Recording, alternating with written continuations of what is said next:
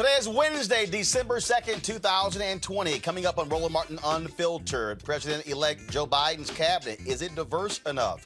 We will talk with Missouri Congressman Emmanuel Cleaver about the concerns of the Congressional Black Caucus and others who want more top black appointees. Former President Barack Obama says slogans like defund the police could lose voters. Activists are not too pleased with that. We'll talk to Mark Lamont Hill, as well as one of the leaders of Black Lives Matter in Los Angeles about that. Donald Trump says he ain't going to the inauguration. He's not going to call Joe Biden. He's not inviting him to the White House. Whatever the hell. I say, Joe Biden, go to Obama's house and ride to the inauguration with him and Michelle Obama. The hell with Donald Trump. We'll talk about that with my panel here. In Florida, Governor Ron DeSantis says Floridians should not expect any more lockdowns or state mask mandates during COVID. He's also overruling cities from having their own mandates. I thought Republicans were all about local control. We'll talk with Mayor Wayne Messam of Miramar, Florida, about that. Also, the latest information regarding the coronavirus pandemic, and we'll also remember Olympic legend Rayford Johnson. And, of course, on Tuesday, the Pennsylvania Supreme Court, they actually heard the appeal of Bill Cosby. We'll show you some of that as well. It is time to bring the funk on Roland Martin Unfiltered. Let's go. He's got it. Whatever the miss, he's on it. Whatever it is, he's got the scoop, the fact, the find. And when it breaks, he's right on time and it's rolling. Best believe he's knowing. Putting it down from sports to news to politics. With entertainment just for kicks, he's rolling. It's on go, y'all. It's Roland Martin, Rolling with Roland now. He's funk, he's fresh, he's real, the best, you know he's Roland Martin now.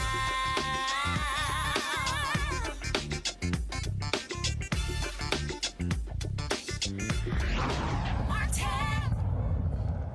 President-elect Joe Biden continues to field his cabinet. Yesterday, we talked about him, of course, unveiling his economic team. Two African-Americans on that, Cecilia Rouse, who will lead the White House Council on Economic Advisors, as well as Wadi Adeyemo, who, of course, will be the Deputy Secretary at the Department of Treasury. Now, Neera Tanden, of course, who is South Asian, she is going to be the head of Office of Management and Budget if they are confirmed by the Senate. Now, of course, Wally, he's a man born in Nigeria, and Neera, an Indian American. Okay, of course, Janet Yellen, white woman there as well. But Biden is under lots of pressure from Asian Americans, African Americans, and Latino Democrats to have more diversity. Joining us right now is the congressman from Kansas City, Emmanuel Cleaver. He joins us right now.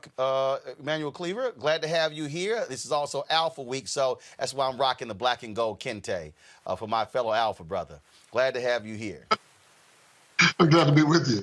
First and foremost, that black and gold. Well, we got to represent, and in fact, I'm just going to show you, since you mentioned that, I'm going to show you this here. Let me just stand up. Go ahead, take this shot.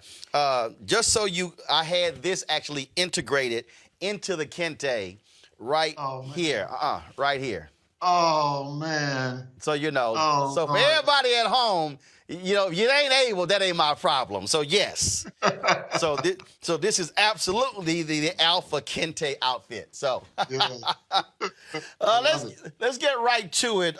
You, Congressman Clyburn, and others have made it perfectly clear that y'all want to see more top black appointments from Joe Biden. Black folks were key to this. First of all, let's be clear. Without black people, Joe Biden ain't the nominee. He doesn't win South Carolina. He does not run the table when it comes to Super Tuesday.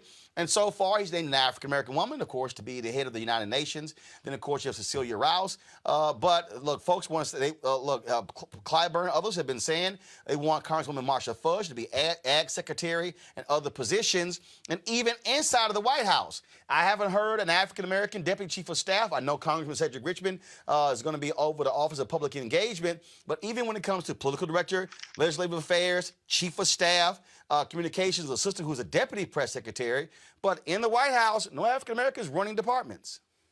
That's right. We're concerned about that, and we consider ourselves a big tent party, which also means that that President President-elect Biden should have, and I think he does, expect the pressure to come, and it would be irresponsible for us, me, Jim Clyburn, and others. I was with Biden, in Iowa in the snow when we were getting crowds of 7 and 8 people back before the virus hit.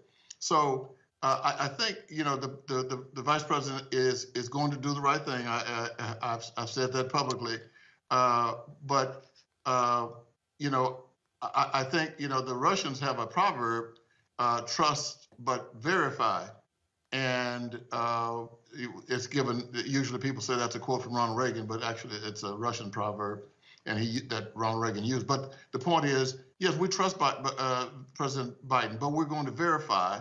And that we don't think that he is going to make these promises and then back away. But I think we have to as his friends and loyal supporters, go to him and say, it looks like we're not getting the consideration that we'd like to have. So be sure to understand that we're going to continue to watch. Now betrayal, from my perspective, always comes from your enemies. So I don't consider Joe Biden an enemy. Therefore, I don't expect to be betrayed. But there are key positions, as Jim Clyburn said. Mark Mariel and Al Sharpton and a group of us mayors from the 90s, including Andrew Young and Martin Luther King III, who was not a mayor, but who was involved in this. We all don't want a HUD secretary, for example, to need training wheels to go into office, especially now with this crisis with COVID and the economic crisis that was created by COVID. We need somebody who can go in there. We're going to have African Americans losing homes because some of them haven't paid mortgages in 8, 9 months. We're going to need rental programs to help people who find themselves without a place to live as the virus is gotten under control. So we need somebody in HUD. Alvin Brown, a former mayor, and most of us former mayors, Ed Rendell, we want somebody like Alvin Brown to be in HUD. And it's about time we get some of these appointments as cabinet heads, so that people who are going to play significant roles. I'm not saying that the people there now are not playing significant roles, but we want some people on the cabinet. That means that they meet with the president regularly, and the issues that they bring to the table are in part many of the issues that we are concerned about. Not only that, the Congressional Black Caucus has the largest caucus among the Democratic caucus in the House. You're Joe Biden, you're going to need those CBC votes. And look, I get everybody else, but the reality is there are more, in terms of, again, the various groups in the House conference on the Democratic side, CBC is the largest.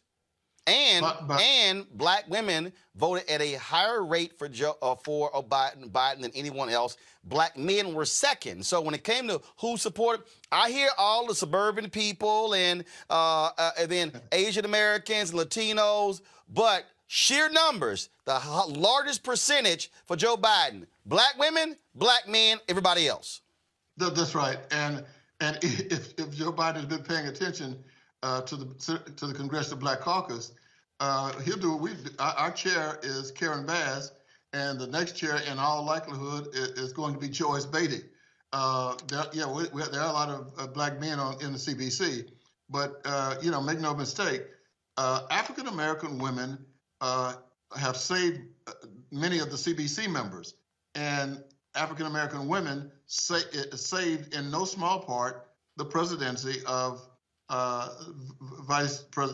President-elect Biden. Jim Clyburn tells the story about what made him go to Biden, and he said an elderly black woman came over and sat beside him in church, and said to him, look, if you support Joe Biden, we need you to say something publicly. We need you to go out and let everybody know what's going on. And because he had said before that how Clyburn is, he's not going to get involved. He's a member of the Democratic leadership. But he went out and got involved. It was a black woman. And I hope history tells, when they tell the story about how Vice President Biden became President-elect Biden, it was a black woman. who played a pivotal role, just like the same thing happened in Montgomery, Alabama, with Rosa Parks. So African American men, we play a significant role, but it has been the women. Let's not pretend that hasn't happened. I grew up in the Southern Christian Leadership Conference, and man, the women were the movers and the shakers in SCLC. And for example, there are some people who are known nationally and internationally. They may even have a TV show, but if their wife is a pastor, a powerful pastor who can tell the gospel story, she probably helped make that man. I'm just saying. Absolutely right. And again, when you start looking at, because the other thing is this here, and let's talk about what happens on the inside. The reality is this here. There are 2 meetings every single day when it comes to the White House. There is the 7 a.m. meeting and there's the 8 a.m. meeting. Yes. The folk who are in the 8 a.m. meeting ain't in the 7 a.m. meeting. And so the concern that many folks have is, who are the black people who are going to be at the table at the 7 a.m. meeting? We don't have any 7 a.m.s yet. Right, and that's the whole point. Now, so one of the issues that for me is at that 7 a.m. meeting when it comes to the chief of staff and the top people. Is Cedric Richmond going to be at that meeting? Who else is going to be at that meeting? Will African Americans be sitting at that table? Because a 7 a.m. meeting tell the folks at the 8 a.m. meeting what to do. That's right. That's absolutely right. That's when the president gets his briefing, and this president can read, of course, and so he will be knowledgeable about what's going on and all the information that he is receiving. The vice president, Kamala Harris, will be in that meeting. But I think you hit just where we are, where Jim Clyburn is, where I am, and others, and it is that we need people sitting around that major table, the major table. It's good. I'm glad to get African Americans in deputy roles. That's good. But we believe that we have capable individuals who are knowledgeable about the government and the particular areas from which they come to the table to be of enormous help to the vice president. Now, I'm not saying he's betrayed us. I want to make myself clear. He's not through. There are, I think, about 16 other major appointments that he has not made yet. And so I think a better time of measurement will be after those next 16 appointments. And that very likely will be those appointments where people like myself and others will be able to say, see, we told you, this is the right guy. Well, again, I mean, this is, and y'all are raising the alarm now instead of doing it after the fact. Yes, absolutely. There won't be any point in doing it later. I think the civil rights leaders, Mark Mariel and the head of the NAACP, they've all come out and said they want to have a meeting with the president-elect. And they're not going to go in there and be disrespectful and nasty. I mean, because in that meeting will be 2 other African Americans. One of them will be Kamala Harris, and then the other would be Cedric Richmond from New Orleans.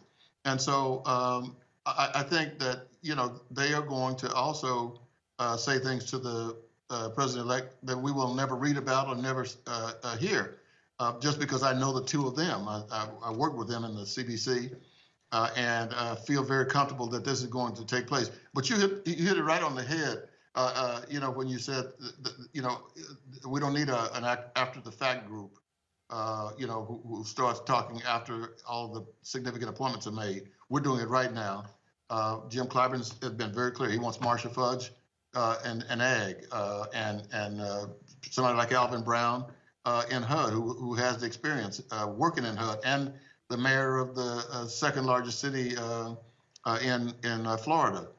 So we're going to continue to push, and we're going to do it respectfully. I think that right now it's time to respect. So we're going to embrace the Russian proverb. We trust the vice president, but we're going to verify. Absolutely. Congressman Emmanuel Cleaver of Kansas City. We certainly appreciate it, sir. Thank you so very much. Good to be with you. All right, 06. All right, folks, let's go to our panel. We will start with Robert Patillo, Executive Director, Rainbow Push Coalition Peach Tree Street Project, Monique Presley, legal analyst and crisis manager. And of course, I know it pains him greatly to have to be on the show during Alpha Week. Kappa A. Scott Bolden, former chair of National Bar Association, Political Action Committee. Everybody ain't able. Robert, I want to start with you. And it's very simple here. Robert, what you are hearing from the CBC is exactly what they are supposed to be doing, using their leverage to maximize power for black folks. Well, you're absolutely correct, but I'm trying to figure out why exactly we need to be leveraging. The entire point of us turning out in record numbers was so we wouldn't have to leverage. There's some things that just go unsaid. This should be one of them. And I want people to understand Donald Trump ain't going nowhere. He's running again in 2024. He's going to launch a media empire. And all those black MAGAs out there, they're not going anywhere either. They're not invited back to the cookout.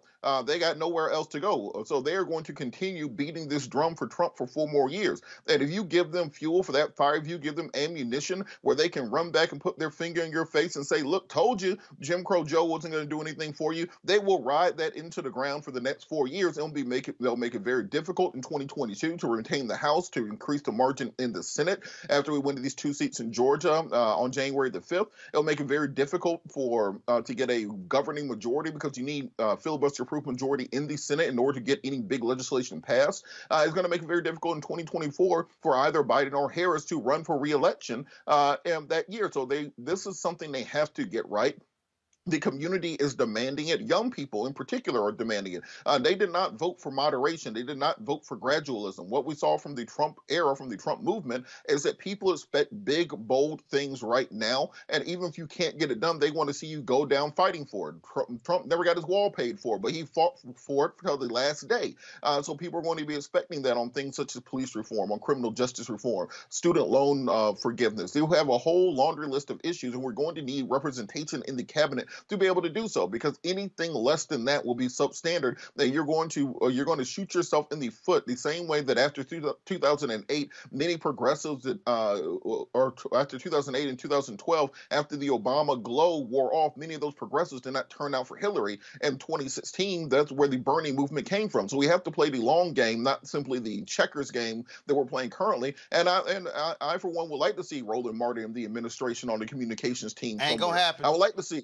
Hey, look, I'm just saying, I'd like to see Monique Presley and Scott Bolden, the AG's department, or somewhere in the Office of Legal Counsel. We earned it. We've been up here campaigning and fighting and bleeding for them. So I shouldn't be nowhere having to beg. If I got to beg, then guess what? No. It's not. I can be crowd surfing with Vernon Jones at the next MAGA rally. That's what will happen if you do it again. But the deal here, Monique, I don't see this as a question of begging. First of all, what it is like we just gonna let you know, like what a congressman say, trust and verify. Look, there are a lot of black people who are extremely talented, who have been in politics, who worked on the campaign, who are on the transition team. And people need to understand something, okay? People have approached me to run for office since I was 20 years old. I ain't never ran. That ain't my calling. I've never had a desire to work for a politician because I don't want to have to ask somebody else for permission. So, just real simple. There are a lot of folk who can work in communication. I ain't one of them. So I love these fools out here on social media. You were only sitting here supporting Biden and Harris. You were trying to get a job. I got one right here. Roll good. Monique? Was that a question? Yes. That was a clear, undeniable statement. But again, the CBC is doing exactly what they're supposed to be doing. Yes, everybody is in their lane, doing what they're supposed to do in their roles. What I spoke to you about earlier, and I'll say again, without fear, because I got to be bold in 2020, just heading up to 2021. Our people are so conditioned to think that good government check is something to aspire to, that they don't even recognize when there's a significant segment of their population who's already transcended that, who don't need or want to take the pay cut that it would take to go. Folks are waking up at 5 a.m. when it's dark and going to work, and going to sleep at 11 a.m., 12 a.m., when it's still dark. No, that's not our role. And it doesn't mean that we don't have influence. And it doesn't mean that we're not doing something that people should aspire to. It just means, as I said to you earlier today, Roland, Simone is in that role and she should be. Congratulations. Lord knows I push her. I love her. I've mentored her. I'm excited about it. I don't want to be her. I'm just excited about her doing it. I love what it means to be outside of that bubble and still have influence, as you do in your own lane. And people need to recognize that it takes all of us doing our parts. And if we are not still at this very late date looking for our gold watch and our parachute and our retirement, then we may actually get to where we have real influence. And we can help our children and our children's children, and it not be about this one position and this one appointment. Scott, the point that I was making about being in the right meeting, being at the table, because you're there when it comes to when policy is being formulated. And so what the CBC is saying, we want to make sure that black people are vertical and horizontal. We don't just want to see, one or two up here, then one, two here. No, they say we want to see black through and through. And we deserve it. We've earned it. And we've gotten smarter about this. Trust but verify. Listen, the 7 a.m. meeting is the meeting before the meeting. We call it the meeting before the meeting in corporate America. And it's no different than the White House. That's the first thing. Second of all, we've earned it. I appreciate all people of color. Don't get me wrong. But the biggest chunk of the people of color are black people. And you apply the but-for test. But for black people and the black vote, in particular the black female vote, you would not be president-elect and vice president-elect. End of story, right? That's the end of the debate. Secondly, the same rule applies when FDR told Roy Wilkins in the 30s, I agree with me about the American Negro, now go make me do it. And so now we've got to go make Biden do what we want him to do, pure power politics. And so often black people have waited and assessed and jumped in after the fact to complain. No, we're going to do it right now because this is smart politics. We're going to remind you and we're going to make sure you do the right thing. We're leaving nothing to chance, respectfully. And I think they better get back to those black leaders because what I've been reading is that no one's even set up that meeting that the congressman was talking about. Yeah, but they're doing it smart and they're doing it the right way. Well, the reality is that the meetings that you have with various organizational leaders typically does not happen before the inauguration. It typically happens after that. And so, I fully expected them to do that. But here's also the thing, Robert, that I think is important as well. This is extremely important. I don't want there to be one black meeting. Let me be real clear, okay? NAACP, Urban League, A. Philip Randolph Institute. I'm trying to name the groups who were on there. Network. National Action Network. That's fine. NAACP Legal Defense Fund, Lawyers Committee for Civil Rights Under Law. That's civil rights group. You got black health practitioners. You've got black education folks. You've got African Americans who are in media. There are multiple groups. So the reality is I want to see multiple gatherings with this administration of African Americans, because expertise comes to the table. And I'll be real clear, and it has nothing. And I'm not criticizing Rainbow Push or National Action Network or National Urban League or NAACP. But let me be real clear, okay? If I'm having a conversation about black business, I'm gonna have black business people at the meeting. Exactly. I ain't gonna have a discussion about. Here's my whole deal. If I'm gonna have a discussion about black business, okay? I'm just going to discuss about black business. I'm talking to black business. If I'm going to have a discussion about black law stuff, I'm going to talk to the National Bar Association. If I want to discuss black health stuff, I'm going to talk to the National Medical Association. And so that's what I'm going to do. So come to the kid right here. Let me real clear. Black people, black organizations. I'm talking to y'all directly, okay? Let me be as clear as possible. What this requires proper expertise. Black people, we have graduated from the days of single organizations and single leaders speaking for all. Those days are gone. This is now a question of black expertise. And so I want to have experts at the table talking about those issues. And so when the conversation is about COVID, when you have this vaccine that comes out, guess what? The federal government is going to be spending a lot of money on advertising, on the vaccine, on reaching out to people. I want to make sure black media is getting the money. I want to make sure black ad agencies are getting the money as well. That means having people at the table who know what the hell they're talking about. And again, stay in your lane. Stay in your lane. And I think too often we have not had that take place. Folks, got to go to a break. We come back. We're going to talk about defund the police. Obama makes some comments that are not with various activists. That's next on Roland Martin Unfiltered. Trump can show up and say anything, and they can just go, oh, yeah. And the African-American community was great to us. They didn't vote. You know, he just called you stupid. Did you hear that? But he's for us. Really? And they were just regurgitating the things that they had heard on a radio or in the barbershop or something that somebody had told them. They hadn't thought about it. Democracy is in danger because people don't know how to think. I'm done with trying to convince people to try to vote for their, for their life. You have to run for your life. I'm gonna go try to get people who are open to it and lead them. I'm done with hope. Fuck hope. Bye.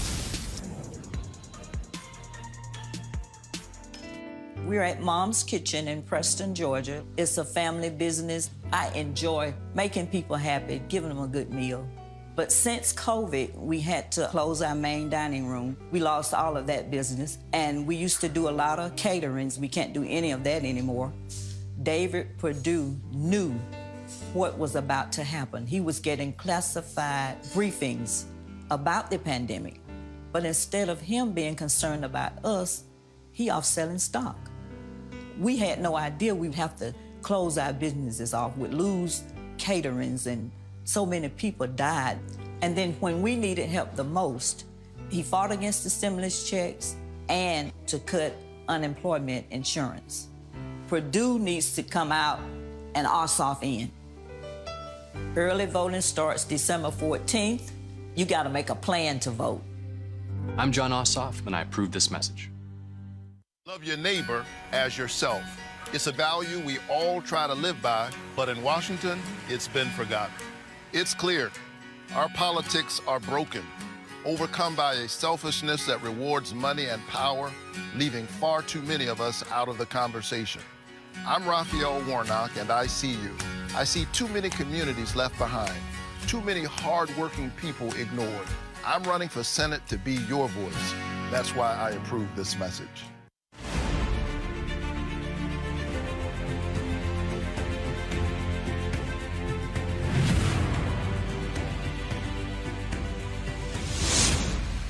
One senator in particular irks me. A Senator Kelly Loeffler, not elected, but appointed just a couple months ago. Calls across the political spectrum for the resignation of Republican Senator Kelly Loeffler of Georgia. Loeffler, her husband's the chairman of the New York Stock Exchange. I know that sounds like a joke about rich people in an Adam Sandler movie. That's a real thing. He owns the stock exchange. So they're two regular down-home folks. One of the first things they did after they found out just how bad the coronavirus would be during closed-door Senate briefings was sell a huge amount of stock.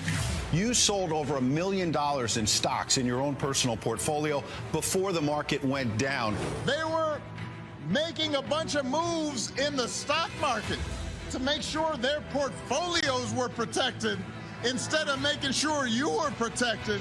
New congressional disclosures show that Loeffler sold far more stock than we initially knew. $18.7 million in stock trades. While there are those who would dismiss it and say, well, she's worth so much more, I've never met a wealthy person who didn't want more money. Not only did she sell stuff, but then she bought stuff, and one of the items she bought was to help people who have to work at home. So there's a reason Kelly Loeffler's spending $25 plus or $30 million in this, because she don't want people to know about her past. So she owns part of Atlanta's WNBA team, and there are calls for her to give up that ownership now. Truth is, with Kelly Loeffler, her own ambitions and her own elite friends come first, and the president, the rest of us come second. Folks, this woman is knee-deep in the swamp, and she just got there. We should have leaders who actually respect the people. If Loeffler knew about these trades, she should leave office. The voters of Georgia had the opportunity to ballot box you out.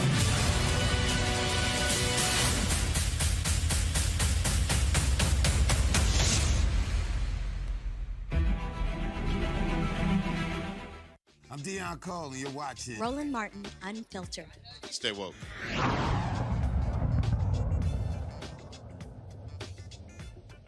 On Tuesday, the Pennsylvania Supreme Court heard arguments in Bill Cosby's appeal hearing and questioning whether the 5 women who testified against the 83-year-old during his sexual assault trial should have been allowed to do so. The judges believe these testimony, based upon the questions to the lawyers, the judges indicated that they believe the testimonies could have unfairly influenced the jury, although prosecutors argued the women's testimony showed a common pattern where Cosby would befriend and isolate young women, then drug them and sexually assault them. The justices weren't sure if that was enough to establish that there was a common pattern. Cosby is serving a 3 to 10 year sentence for drugging and sexually assaulting Andrea Constant, a former Temple University employee, in 2004. The justices haven't given any indication on when they could or whether they will overturn Cosby's 2018 sex assault conviction. However, Cosby and his legal team see this as a win. Cosby said, quote, "This was not just an historic day for me, Bill Cosby, but it became a beacon of hope for those countless American citizens of the Keystone State and Pennsylvania correctional facilities whose constitutional rights might have been grossly abused because they lacked resources and means to fight prosecutorial corruption." Let's go to our legal panel here. All of our panelists today, they're all lawyers. Monique, I'm going to start with you because you actually served on the Cosby legal team early on. Your thoughts about yesterday's hearing before the Pennsylvania Supreme Court? I mean, Roland, what's the specific question? Because I have many thoughts and I don't want to ramble. Well, just share your thoughts. And then when I get tired of you talking, I'll stop you. Okay. Lord have mercy. Yeah.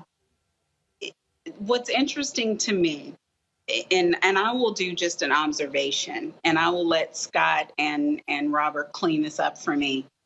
When a Black man of means is being prosecuted or persecuted, then we get into the technicalities of everything, and we're trying to figure out, as a country, every single way that we can make sure that he's convicted, as opposed to every single way that we can assure that he gets the benefit of the doubt and is not convicted or is released or is not having his liberty restricted. And this is one of those situations where we saw a judge who made a right decision one time and then, when given another chance, made the wrong decision. We saw people who had an opportunity to come forward for decades and didn't, but then when the price was right, did so. And now we see justices who are trying to figure out what the law says about this. And what they're really assessing, frankly, is alcohol and drugs, is that a modus operandi? Is that something that is unique and particular to trying to do a particular crime?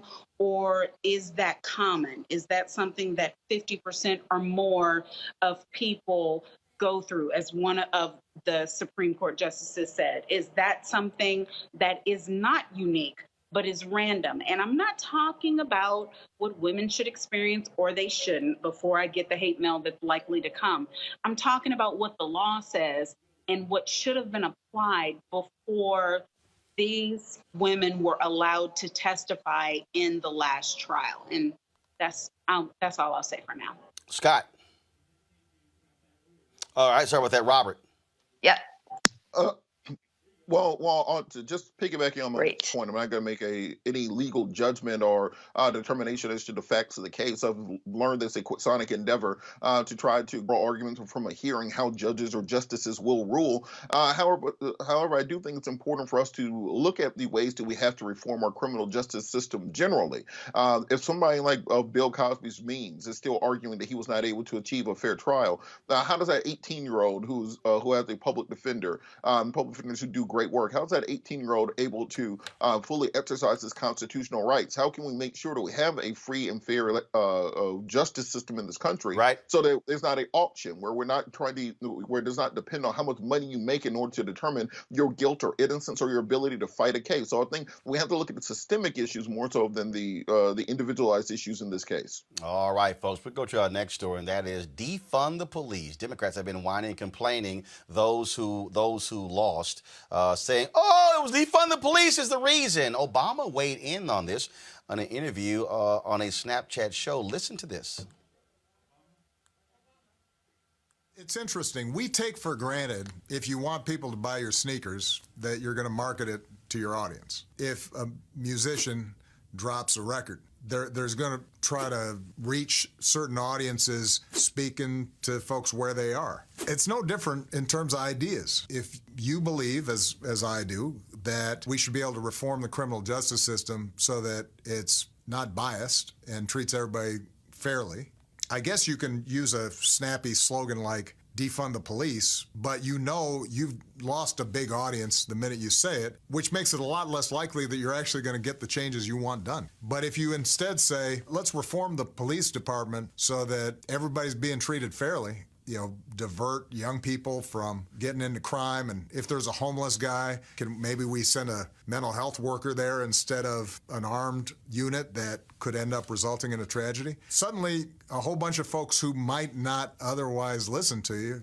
are listening to you. So the key is deciding, do you want to actually get something done, or do you want to feel good among the people you already agree with? And if you want to get something done in a democracy, in a country as big and diverse as ours, then you've got to be able to meet people where they are and play a game of addition and not subtraction. Well, that piece right there is pissing off lots of people. Mark Lamont Hill is one of those folks. Mark has a new book out that actually speaks to this whole issue of policing. Folks, we have that book cover. Please pull it up. It is We Still Here, Pandemic, Policing, Protest, and Possibility. Mark, I'm going to bring up my other guests in a minute, but Mark, I want to talk to you first. I've been seeing comments. Folks are not happy on social media. But the thing that's interesting here is Obama acts like stuff hasn't been done. The reality is, we saw changes made in San Francisco. We've seen changes made in a bunch of different police departments. The folks who have been saying defund the police have achieving wins. What is he talking about?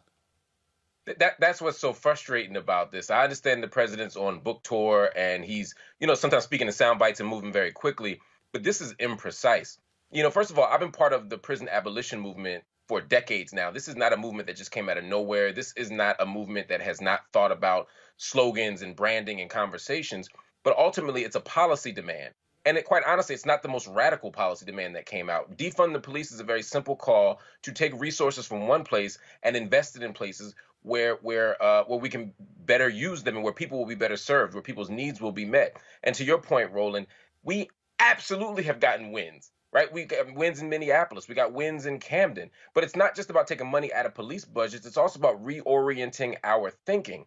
And the president makes it seem as if the fundamental problem here is that we simply haven't presented it in a way that is palatable to people, when the truth is many of the people who have been opposing us, whether it's in Ferguson, whether it's in Baltimore, it's people who don't want to defund police. They want to invest in police. They want to support police unions. They want to make police less accountable. This isn't a question of our ability to articulate our vision. This is a question of people not being able to imagine a world where we operate differently. And the president didn't do us any favors with his comments, and he, quite frankly, didn't echo what I think is truthful in this case. But also, I have yet to see any actual data from these folks who lost, and let's also break down the Democrats who lost. Outside of the two Democrats in Florida, Shalala and Marquez, or whatever her name is, the other folks who lost were in essentially red districts. Yes. Now, and so show me in those districts how they're impacted by policing. The places where they're arguing defund the police, which actually does not, and again, the opposition took that, oh, you're trying to say don't fund the cops. No, idiot. This is what it means. So to me, you're sort of playing into your opponent's hands by allowing their narrative to control what you do, when in fact the purpose of the slogan is to push folks as far as they can. And if I push that and then you say, well, no, we'd rather call it reform. Well, damn, call it whatever you want to call it, but do something. Do something. And I think your first point is on the money as well, right? Which is that these candidates that were running in red districts, they weren't going to win anyway. And the issue wasn't their failure to distance themselves from Medicare for All or Green New Deal or defunding the police. You know, some people said they were running too close to socialism, the Democratic Party. That's all sore losing Monday morning quarterbacking from people who, quite frankly, didn't get on board with what the people were calling but they for. They called individuals who were Second Amendment believers and who were capitalists socialists. Look, the Republicans are going to call you socialist regardless. Look at what's happening right now with Warnock in Atlanta. Oh my God, scary Warnock. Oh my goodness, he hung with Castro and Jeremiah Wright. This whole deal. But Kelly Loeffler never mentioned, and we'll get to it later, she never mentioned that she went to his church, Ebenezer, right, for MLK Day with Johnny Isakson, the other the Republican who replaced. So they always are going to brand Democrats as radical, left, socialist. And if they didn't use defund the police, they will use the other the three-word phrase, Black Lives Matter. It doesn't matter.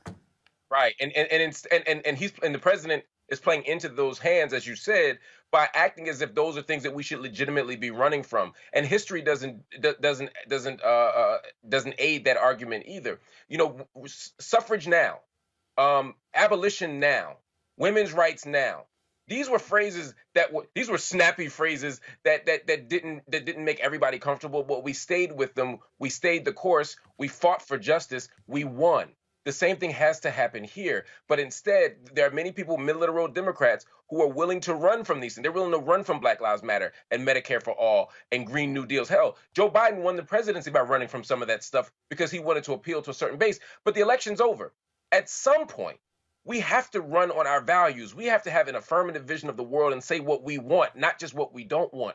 And saying that we want to defund police is a reasonable argument. And the failure to get it, I'll say it again, is not because people don't understand what we really mean. And it's not because we're not smart enough to just say reform the police, because that ain't what we're calling for. We're calling for something more fundamental here. The problem is that people can't imagine a world without policing in the way that it currently functions. And the problem is that there are many people who are on the other side of the equation who want to see more policing, more quote unquote law and order in the Donald Trump way, who want to see more criminalization of vulnerable people. And until we get at that core issue, instead of gaslighting and blaming people who are calling for justice, we ain't never going to get nowhere. This also, and let's just call it what it is, this is also about making white people comfortable. This is, can we come up with something that's non-offensive? Okay, no, defund the police. No. Can we just say reform the police? Okay, here's my whole deal. Fine. Show me where the phrase reform the police has actually caused them to say, okay, you know what? Now I agree with you. Right. That's the frustrating part, Roland. They act as if we just started this movement last week. We have been calling for reforms to the police since the moment that policing started. Whether you begin policing with slave patrols, whether you begin it in New England or in Boston in particular, or whether you begin it in the more modern iteration. At every moment where there's been policing, there have been people who have been calling to reform them. And at every moment, there have been people who have pushed back. And in this very specific modern era, from Rodney King forward or from Trayvon Martin forward, we have called for reforms. We've called for citizen review boards. We have called for outside arbiters. We have called for community policing. We have called to demand that police live in the neighborhood. We have called for body cameras. We have called for every kind of reform that you could imagine, and they've never said yes to any of it. So they need to stop acting as if we could only say the word reform instead of these crazy radical demands, that we'd somehow get what we want. We got to ask for what we want if we want to get it. Mark Hill, he is the author of the book We Still Here, Pandemic, Policing, Protest, and Possibility. Mark, we appreciate it. Thanks a lot. Good to see you, Ro. I want to pull up Melina Abdullah. She is with Black Lives Matter Los Angeles. Melina, Obama's a politician. Let's cut to the chase, okay? He ran on being a community organizer, but he's not a community organizer anymore. He's a politician. Politicians, they make compromises. Activists push. They prod people, push. That's what they do. That's what this is. And so activists are doing exactly what they're supposed to be doing. But there are many people who feel as if that Obama, with these sort of recently throwing activists under the bus by saying, oh, tamp that thing down. And again, I'm just trying, fine. Okay, Obama, you don't like defund the police. Okay, show me where your phrase reform the police has actually reformed the police. Right. Well, also, we have to remember that we've been saying a very long time. This is not a new phrase. We know exactly what we're saying and why we're saying it.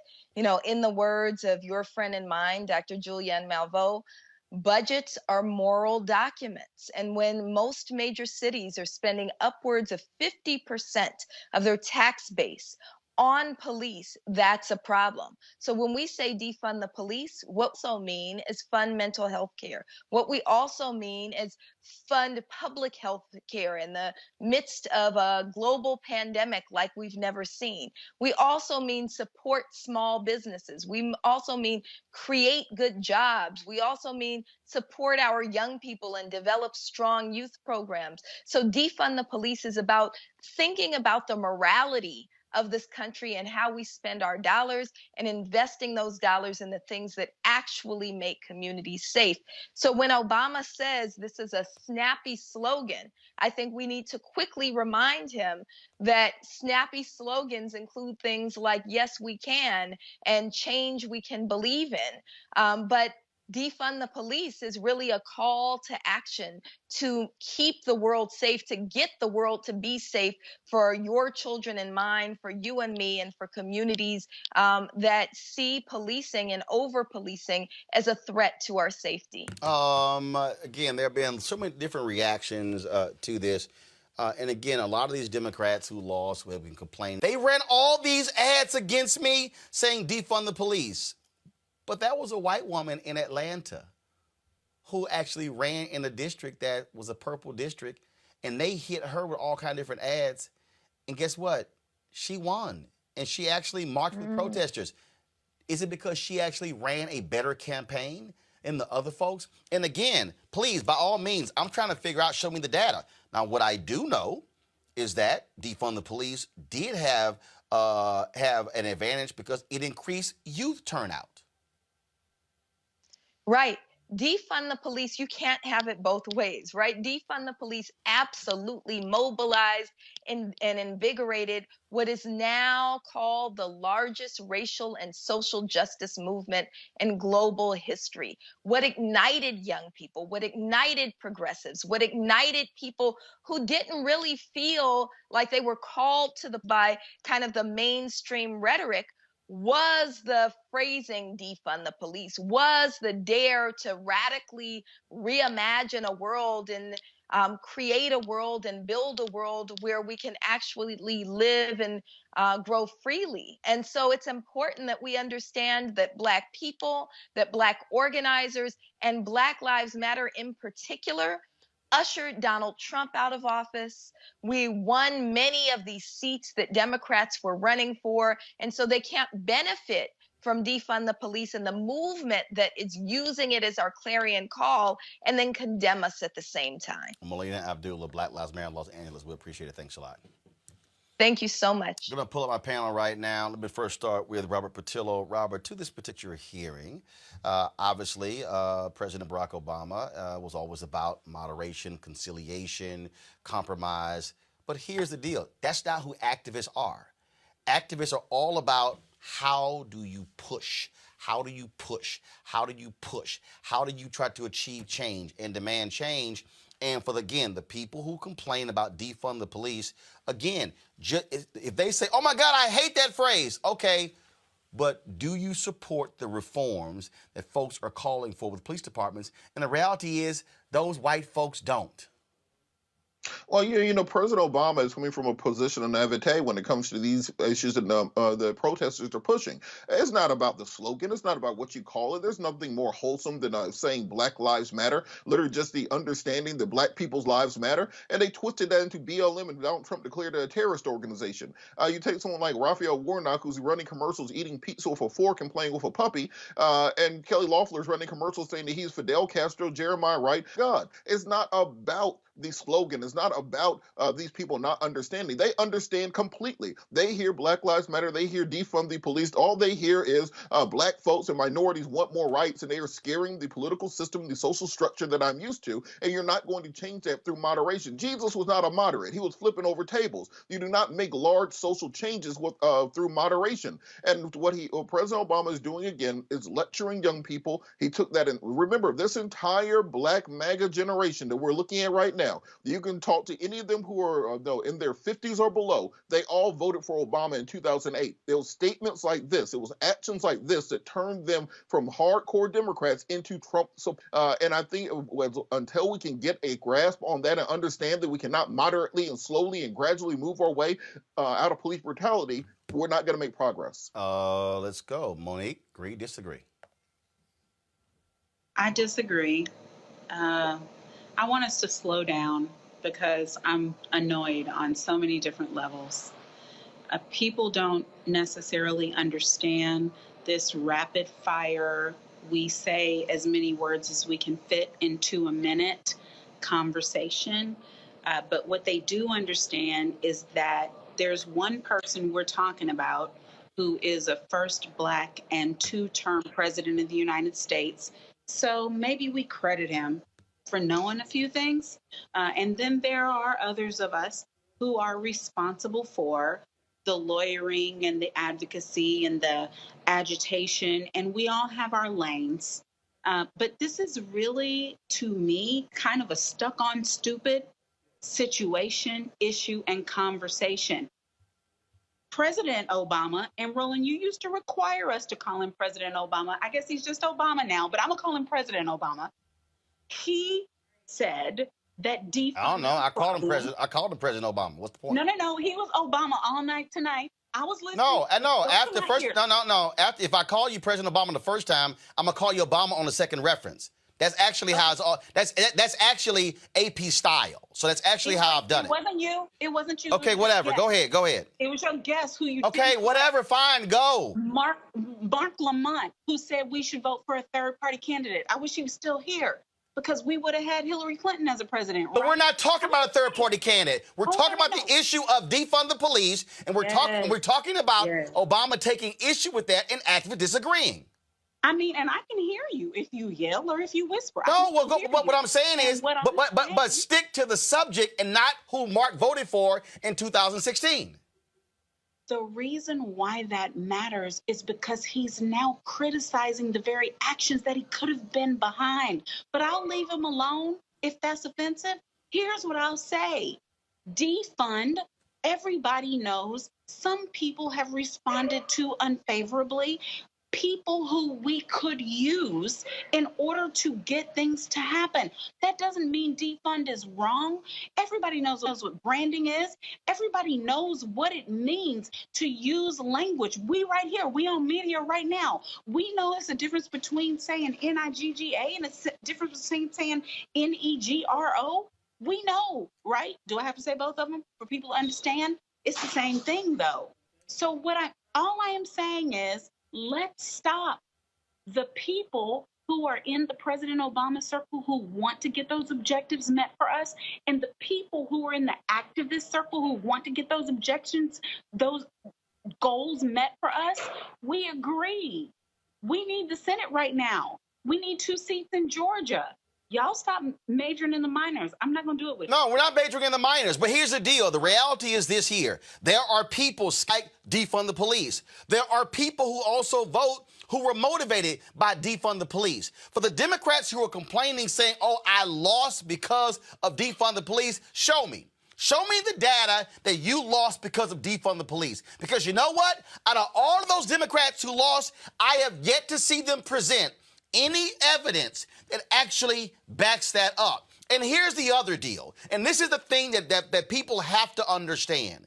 The Democrats' tent is a much larger tent than the Republicans. If you're a Republican, this is how you run. You run on, I'm pro-life, I'm Second Amendment, I'm small government. That's it. That's all you need. Whether you run in the Northeast, the Southeast, the Southwest, the Midwest, out West, all around the country, Republican, that's the only way you run. But if you're Democrat, you run a certain way. If you're in rural Pennsylvania or rural Michigan or in Detroit or in Cincinnati or in Cleveland or in rural Ohio, it's a totally different deal. And so defund the police serves an interest for a significant number of Democrats, but it ain't going to work with all Democrats. And so the Republicans say, we're just going to brand all y'all with that. All y'all love Black Lives Matter. All y'all socialists. All y'all radical, and it don't even matter. Yeah. Now, you may not like that rule. It may be completely false and wrong for them to do that. But when you say defund the police, you're giving the Republicans that slogan to run on and run against Democrats all around the country. So what's the slogan? Hold on. If you know that, then why give that to them? Because activists to defund the police. Because activists they still call the police. Because activists and political people operate two different ways. And so here's the piece. Fine. Here's the question. Is the issue actually the slogan, or is it the substance behind what folks are demanding? I think it's the slogan more than anything, because those who lost would argue that not all, but part of the reason they lost was because the Democratic progressives gave the Republicans something to run on. You forgot one other thing about what Republicans run on. They run on law and order and pro-police. So help me out. Like it or not. So hold up. You have to like it, so but Scott. I'm speaking truth to you about this. So fine. Let's say you don't use defund the police. Let's say we use reform the police. Hell, they gonna run against that. Yeah, they may, but they won't. They may have something as powerful. Wait, hold on. As they may defund the police. My goodness, you're giving it to them on a silver platter. And if you believe in power, political power, you don't give your enemy that. Robert, they gave it to them. Robert, there is no difference. There is no difference for Republicans between reform the police and defund. Because you know what they're going to say? They're going to say, no, it's not. They're going to say, we stand with the cops. Because, Robert, hold up. We have all the proof. We have all the evidence, Robert, because you said it earlier. They weaponize Black Lives Matter. Roland, you're wrong about this. One second. They weaponize Black Lives Matter. There is nothing about Black Lives Matter that's offensive, scary. Oh, but they have flipped that phrase into non-sequitur. No, it's not. It's fact. It's a three-word phrase, Robert, that they use the same way. The Republicans are going to weaponize anything against Democrats. Look, not like defund the police. Robert is talking. Well, all we have to do is look back to the Henry Louis Gates situation when President Obama said the cops acted stupidly and they called him the N-word. Then when he said Trayvon Martin, if I had a son, he would look like him. Hold up. He said the cops acted stupidly, arresting him after they identified who he was. The whole right went, hold up. The entire right went, Obama called the cops stupid. And Obama had to have a damn beer summit to calm their asses down. So it's not about the slogan. It's not about the slogan. It's the substance. If you go back to the to Abraham Lincoln meeting with Frederick Douglass, they were talking about gradualism. Look at Booker T. Washington, gradualism. If you look at Brown versus Board of Education, we're talking about with all deliberate speed. Things don't happen in America slowly. It takes big, bold actions. And this idea that we're going to somehow middle of the road our way, let's not scare the white people in Iowa by saying defund the police. We're going to say we're going to change the regulatory structure so the city will waive municipal liability or something. That's not the point. They are afraid of black folks and minorities getting more rights. It does not matter if you called it cotton candy and unicorns. They still would have something against that too. I'm gonna bring in. One second. Hold up. Wait, Scott, hold up. We're gonna continue this, but I do want to bring in Jim Galloway, the columnist with the Atlanta Journal-Constitution, because he actually wrote a column talking about this race between Kelly Loeffler, Raphael Warnock, saying this. I get you to weigh in on this because again, Carolyn Bordeaux, who ran there in Georgia, okay, and they hit her with defund the police. She marched in protest. She won. But the thing here, Loeffler, she's sitting here trying to do the same thing. Warnock wants to defund the cops. They are going, I argue, they will weaponize anything to drive out their white voters to oppose any Democrat. And it's especially a tactic that's suited to a runoff, because you're really not trying to persuade anybody anymore. You already have your voters. You know who they are, and your object is simply to bring them out one more time. So yeah, this is look, I'm getting my mailers from both sides now, and it is there's no middle ground. You know, if you're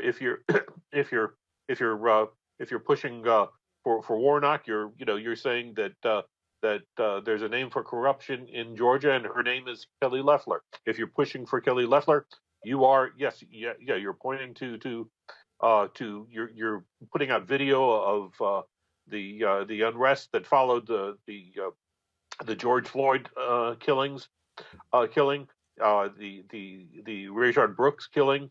So yeah, we are not. This is not humanity at its best moment. The thing, Jim, that I find to be interesting again when I look at how the politics plays, and again, I've looked at this particular race as well, and I've looked at the attacks, how Nikki Haley and all the other Republicans have been running that, saying Raphael Warnock called cops thugs. Forget context. Forget he was talking about thugs, cops who've actually gone to jail. For them, you can't even say that. So the point I'm making is, if you're activists out there demanding, there is nothing that you can do that is going to appease or make happy the law and order crowd. There's nothing. You can be as genteel. I can see your point. But here's the one thing I would. You've been talking about the difference between activists and politicians. Right. All right. We are now in a political moment, I think. And what you have to realize is that, specifically in Georgia, let's take Georgia as the example. You had Stacey Abrams working the ground since 2015, and she was working the grounds on the basis of the demographic diversity that's building in Georgia, right? That ultimately Georgia is going to be a majority minority state. But that's not what happened in 2018, and it's not what happened on November 3rd. What happened on in both of those elections, you saw a serious breach in white suburbia, in some very white enclaves north of Atlanta, northwest of Atlanta, and northeast of Atlanta, where Carolyn Bordeaux is. And so you do have to start taking those people into account as part of your formula for winning. Right. And if that's the case, then shut up. You've got to make them be quiet. No, wait. But this is now. If I'll pull the panel in, and this is why this is so different. Because to the point I made earlier, if you're Republican, your messaging is the same across the board. I don't care. You can take every Republican congressional district. Your messaging is the same. Okay. But the reality, Monique and Scott, and pull in Robert as well, is that one, depending upon where you are running, the messaging applies differently. And the reality is, in the wake of the death of George Floyd, You know, all these white folks who were out there protesting as well, and defund the police. The data is clear. The impact it had on youth vote. That's why it now is incumbent upon the politician to say, I'm going to run this way in my district, and it might be different in yours. So for the Democrats who are in a purple district to say, no, we shouldn't be saying this, but it works over here. That's the point I'm saying, Monique and Scott. It's not that, okay, you can't use it at all, but their job is to frame themselves and not be tagged by something that's across the country. Just like they're going to use Nancy Pelosi against anybody. They're going to use AOC against all of them. Your job is to say, I'm not them. But to say that, oh, that's why I lost, that's why I disagree with those Democrats saying that they lost because of defund the police. I say it ain't the slogan, it still is the substance. Monique, Scott, Robert, and I'm coming back to Jim for some other questions.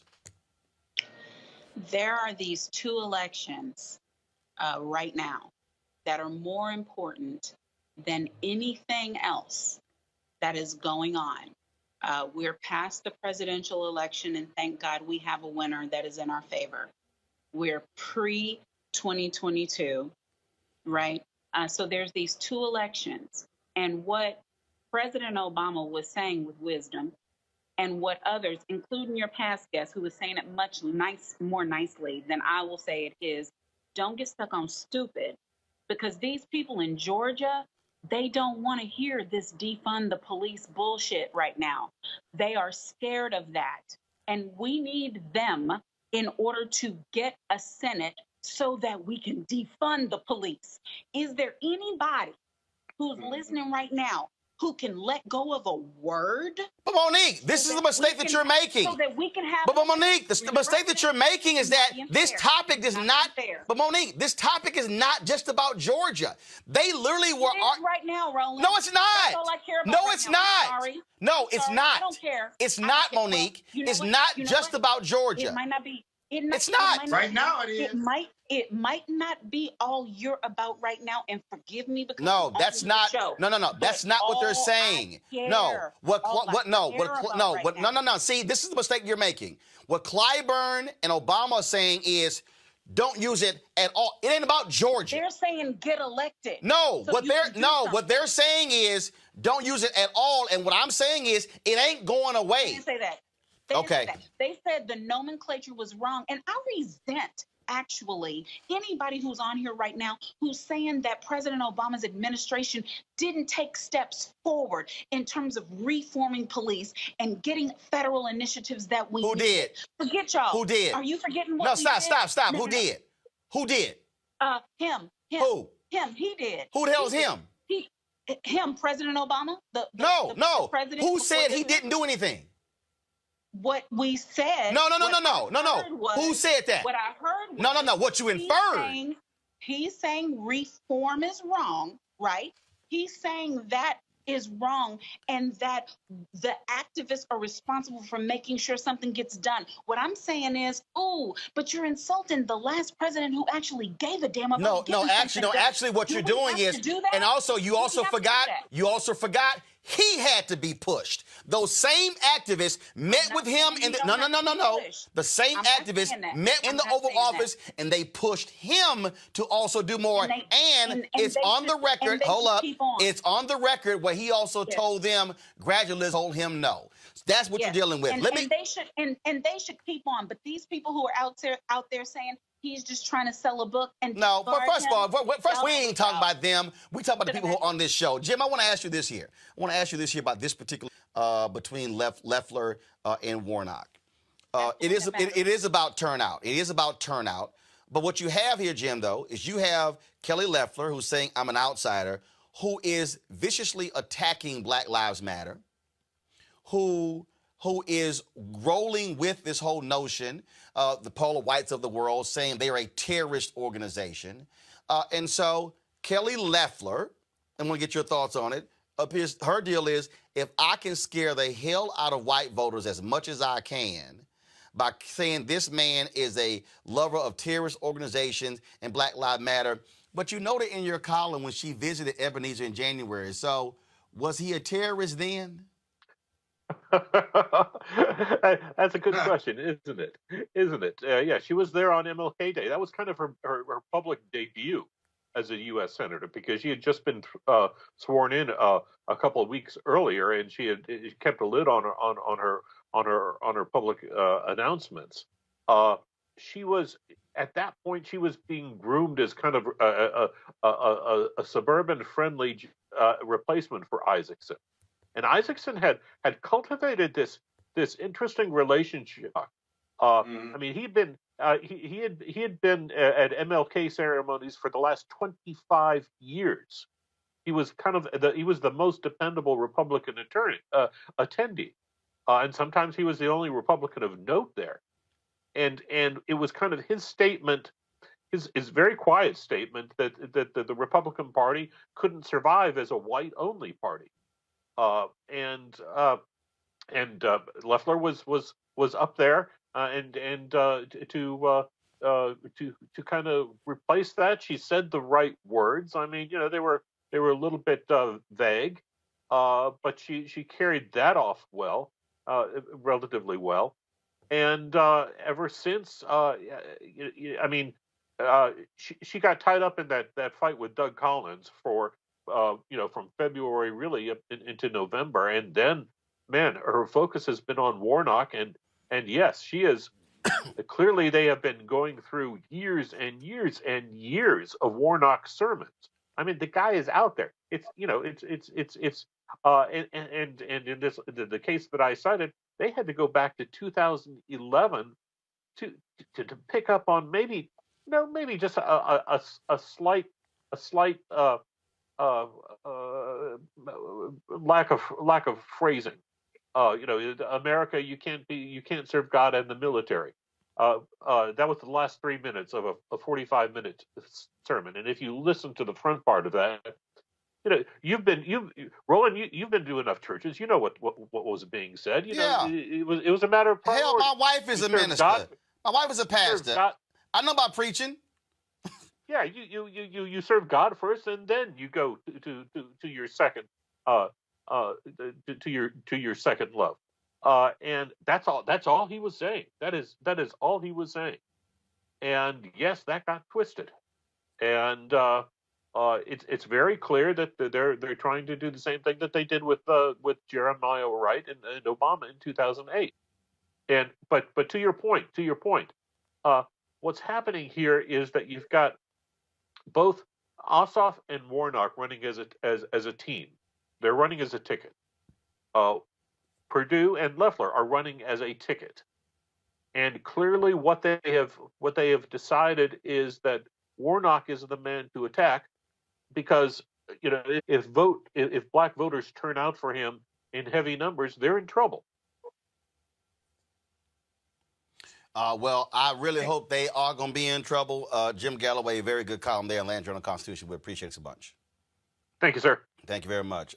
This Robert, I want to pull you in here, Georgia. Look, it's going to be a turnout deal. Again, they want to demonize Warnock as much as possible. They want to tag him with defund the police. They want to tag him with Black Lives Matter. But the bottom line is this here. Are you seeing black people extremely energized? Are you seeing those suburban areas energized?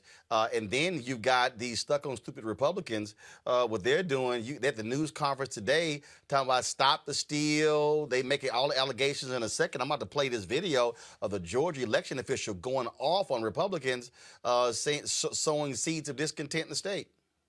Well, you're absolutely right, Roland. And what you have to realize what's going on here in Georgia, the reason that they are attacking Warnock like this is because they are afraid for their lives. Kelly Loeffler has no resume. She has nothing to fall back on. She's running a commercial right now for our friend Janelle in it, talking about how she lived paycheck to paycheck to get through college, when in reality, her family leveraged their farm to pay her way through college and grad school. She worked for a job for about 3 years and then married the CEO. He bought her a basketball team and he bought her a Senate seat. That is the extent of what we know about Kelly Loeffler here in Georgia, and that's why they have to attack Warnock in this way. This morning, Rainbow Push Coalition, along with Latasha Brown, Black Voters Matter, C.K. Hoffler, the National Bar Association journalist Greg Palast, filed a lawsuit. Our local counsel, Gerald Griggs, demanding that they return the 200,000 names to the election to the rolls that were purged by Secretary of State Raffensperger, so that we can have a free and fair election in January. If you return 200,000 people to the voting rolls and you get the normal 10% of turnout that you get in a general election, that's enough to sway the election one way or the other. So Republicans have been running on a campaign of voter suppression in Georgia for over 20 years, whether that's the poll tax that they disguised as voter ID 20 years ago, whether it's gerrymandering and redistricting in 2010, the Diebold machines, which were in use in Georgia from 2000 until the last election cycle. And what we're seeing now is that by motivating the 35% of the state that's African American, the 12% of the state that's Latino, the 52% of the state that's women, the LGBTQ population, our college student population, you have the ability to flip the state permanently. Demographically, they have been a blue state for 20 years. It's been voter suppression that's kept that from happening in the actual voter turnout. And what we saw in 2018 was when Stacey Abrams ran a bold, progressive campaign, not a Jason Carter campaign, not a Michelle Nunn campaign, where you just tried to get those old Reagan Republicans who used to be Democrats 40 years ago to come back, but really tried to motivate people who were in part of the progressive base to turn out. We saw that she nearly won that election. That went a long way to flipping the state. So we have to keep motivating those people, fight for voting rights, fight to get people back on the rolls, and that's how you win elections, not by trying to cajole former Confederates to come back to the Democratic Party. Yeah, Roland, my colleague is absolutely right, but that only works, we've seen from 2018 and 2020, is when the coalition that he just described gets to the polls and votes in huge numbers. The Republicans can't win without voter suppression. They can't win without scaring their voters. The only way they can motivate their base to get out is to suppress the Democratic base and the people of color base and the suburban women base, because there are not enough Republican votes who follow their unfriendly policies or offensive policies. And so you're right, in the end, it's base out to vote, but the only way the Republicans can do that is to scare them and to suppress the Democratic votes or to throw people off the voting roll, what have you. So the playbook, we've seen it over and over again. The question for January 5th is, can the Democratic base, can Black folks get out and Latinos and women get out in major numbers again? Because that's the only way you find yourself with a true blue state called Georgia. It's the only way. And it's a heavy lift that we've done once, but can we do it again? Well, again, and that's why I dare say, if you're trying to get Black people out, you ain't got no problem with defund the police. Monique? Most Black people don't even agree with defunding the police. I'm sorry, show me. I'm sorry, show me. Hold up, based upon what? No, hold, stop. Based upon what? Stop. Based upon what? Show me proof. Show you proof of what? Show me proof. You data. Show me the data. What's the polling data? That Black people, what's the polling data? Community don't want you to defund the police. They want the police to be better. They want the police to have enough funding. What poll is that? They want to put money into mental. What poll is that? To reduce the police what in your community. Poll is that, That's Scott? Scott, what poll is that? Scott, what poll is that? Reprogram Scott, what poll is that? It's a dumb state. Scott, what poll is that? Well, the Washington Post poll, the Pew Trust, look it up. All of them say that the majority do not want the police to be defunded. They want the police to be better in their communities. Mm-hmm. Monique, go. Yeah.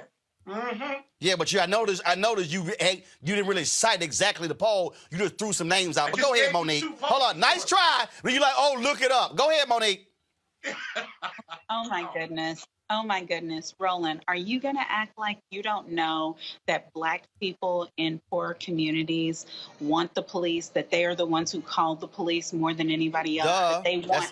Hold up. That wasn't the question I asked. No, stop. That wasn't the question I asked.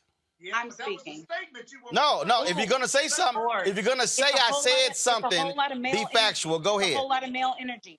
First of all, this ain't male energy or female energy. It's called energy. Speaking. No, and if you're gonna say something, back it up. Go. Let's just have manners. Go. What Scott I was got saying manners. was absolutely correct, right?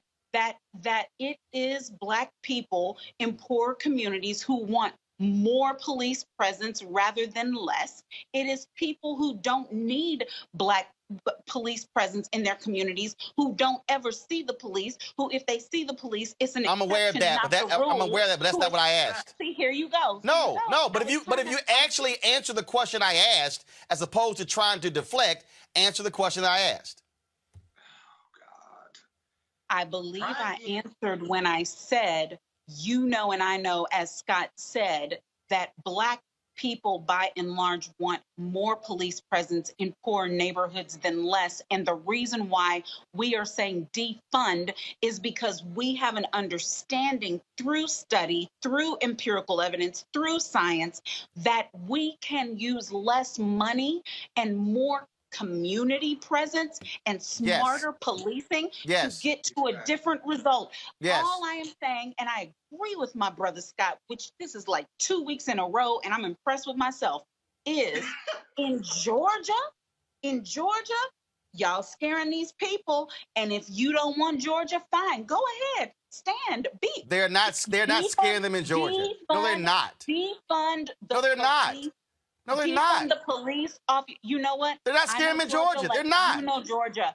Listen. They're not. The people, the good white folks who you want, they don't want this. And if you think that just Black people can vote and we can win in Georgia, then I got a bridge in Georgia that I can sell you. It's on Lake Kono. And here's the whole deal, Robert. There are white people who are also turning out who have enough sense to not fall for the Republican okie doke, who understand when people say, don't you dare try to say reclaim your time when you want to talk now. I'm reclaiming Here's my the whole time. deal, Robert. People are smart enough to know when people have said defund the police, they mean shifting of resources. They mean like in San Francisco, as opposed to sending the cops out when there's a mental call, they send out mental health professionals. Those who advocate defund the police have explained what it means. The opposition simply does not want to hear that. Robert, final word. They are not smart. Robert, they are final dumb. word. Robert, final word. Robert, final word that I'm about to talk about Georgia, the election official going off next. I think when we're talking about winning Georgia being the most important thing in politics right now, you have to dance with who brought you here. It was a bold, progressive agenda. It was turning out young people, turning out African Americans, turning out minorities, turning out liberal whites, turning out people who are against the idea of Kelly Loeffler and David Perdue and Donald Trump. And I think you can't change your messaging now. Fight through, push through, and that's how you win. Go with the one who brung you. That's all I'm saying. And here to all the Democrats out there who run in purple districts, maybe you should run some better races and not allow yourself to be branded. Maybe because your messaging was whack. All right, let's stay in Georgia. We're gonna go to this video here, y'all. Yesterday, this election official in Georgia was pissed. When I say he was pissed, listen how my man just marched to the podium. Good afternoon. My name is Gabriel Sterling. I'm the Voting System Implementation Manager for the state of Georgia. And just to give you all a heads up, this is going to be sort of a two-part press conference today. And at the beginning of this. All right, so here's the deal. So our folks, we edited that, we cut off the front. The reason I set that up, because Gabriel was so angry. He was so angry with Republicans. When I saw the video, I was like, is he okay? I thought,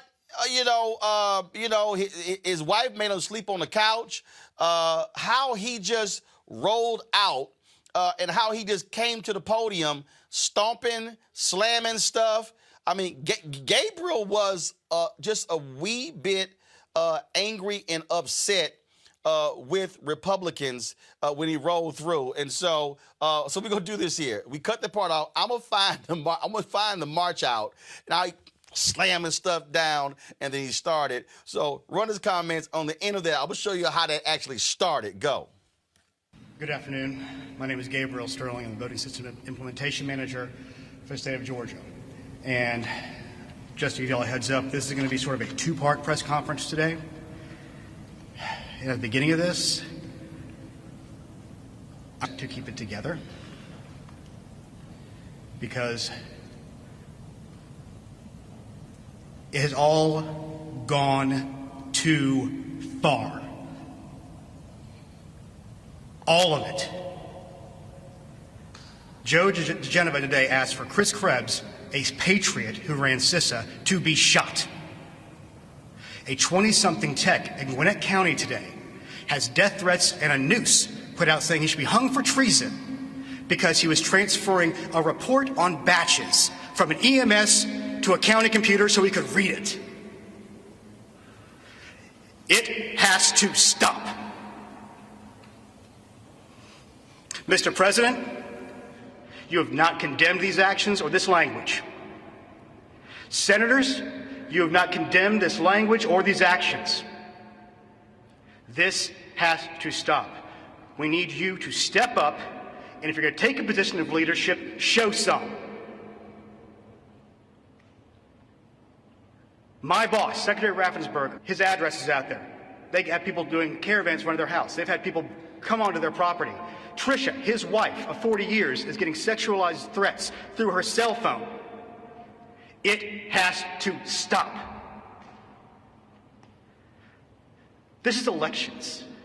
This is the backbone of democracy, and all of you who have not said a damn word are complicit in this. It's too much. Yes, fight for every legal vote. Go through your due process. We encourage you, use your First Amendment. That's fine. Death threats, physical threats, intimidation. It's too much. It's not right. They've lost the moral high ground to claim that it is. I don't have all the best words to do this because I'm angry. And the straw that broke the camel's back today is, again, this 20-year-old contractor for a voting system company just trying to do his job. Just there. In fact, I talked to Dominion today and I said he's one of the better ones they got. His family's getting harassed now. There's a noose out there with his name on it. It's not right. I've got police protection outside my house. Fine. You know, I took a higher profile job. I get it. Secretary ran for office. His wife knew that too. This kid took a job. He just took a job. And it's just wrong. I can't begin to explain the level of anger I have right now over this. And every American, every Georgian, Republican and Democrat alike, should have that same level of anger. President, it looks like you likely lost the state of Georgia. We're investigating. There's always a possibility. I get it. And you have the rights to go through the courts. What you don't have the ability to do, and you need to step up and say this, is stop inspiring people to commit potential acts of violence. Someone's going to get hurt.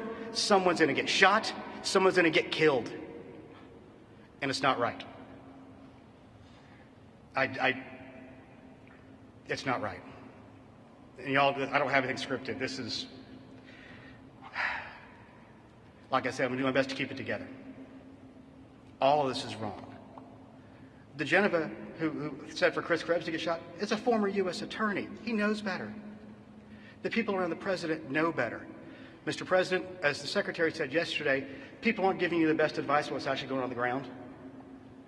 It's time to look forward. If you want to run for re-election in 4 years, fine, do it. But everything we're seeing right now, there's not a path. Be the bigger man here and step in, tell your supporters, don't be violent, don't intimidate. All that's wrong. It's un-American. So, y'all, I've covered a lot of news conferences. I mean, a whole lot of news conferences. And typically when you cover these news conferences, you're just sort of just sitting there and you're just waiting for this whole thing to start. This is how this was started. I just want to let y'all know that if I was sitting in that, sitting there waiting for him, I would have went, oh, shit. This is about to be lit. This is how he walked out, y'all.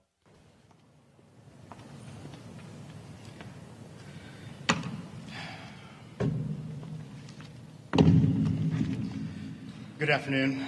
My name is Gabriel Sterling. I'm the Voting System Implementation Manager for the state of Georgia. Robert, his whole deal was like, I'm about to come out of here, I'm about to bust a cap in somebody's ass.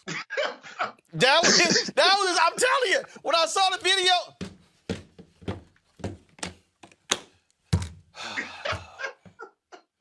My name is Gabriel, and this is some bullshit. I'm gonna keep this together. I was like, damn, Gabriel. Well, look, I'm just really happy that everybody across the country is finally getting a chance to experience Georgia politics at their finest. This isn't new. This is how politics in Georgia always are, is a full contact sport. One of the mistakes people make is thinking they can send in, coordinators and strategists from other states to campaign in Georgia. It don't work that way. We a different breed. And what Republicans in Georgia are realizing is that MAGA movement is not a Republican movement. It is an independent movement centered around the iconoclastic figure of their martyr, Donald Trump, and anybody who gets in the way. They may caucus with Republicans. They may work with Republicans. They may be running with Republicans right now. But if Donald Trump ran as a Democrat in 4 years, that MAGA movement would come with him to the Democrats. If he ran as a Green Party candidate or a Free Earth candidate, they will go with him there. So, and Robert, speaking of that, you talk about them crazy-ass MAGA people, that attorney Lynn Wood, Sidney Powell, they all had a little news conference today. And then they featured some of them ignorant black MAGA people like Georgia Representative Vernon Jones, the dumbass, the Kappa who went crowd surfing. With the MAGA people. Then they got this little boy, C.J. Pearson, this conservative. Listen to the nonsense this fool was spewing today. The mistake of thinking that we were still the party of Mitt Romney, the party of John McCain, the party that didn't know how to fight. But what they don't realize now is that we are the party of Donald J. Trump.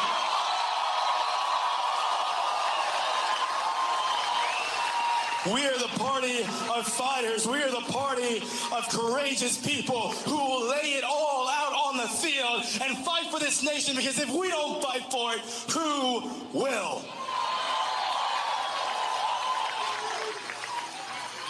America is the greatest nation in the world, but it is not great by accident. It's great by the continued... I don't need to hear the rest of that nonsense that he's spewing. It's stupid. But I'm going to play a little bit of this because, Eric, to your point, Robert, to your point, there's another guy who I know, Eric Erickson, far-right conservative. I used to be against him on CNN.